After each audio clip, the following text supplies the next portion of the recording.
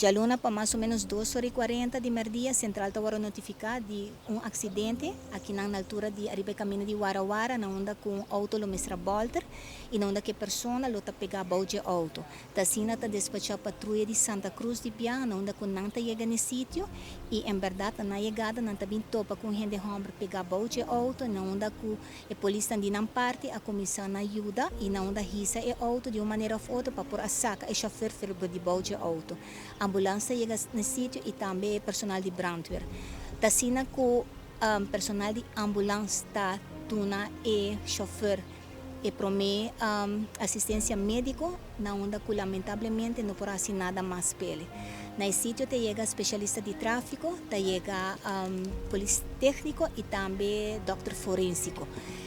E na onda que nós começamos com a investigação, e na onda que para 3h26, Dr. Foscail está constatado morto de Eduardo Til, nascido na Aruba, dia 29 de dezembro, ano 1970, e toda tem 54 anos.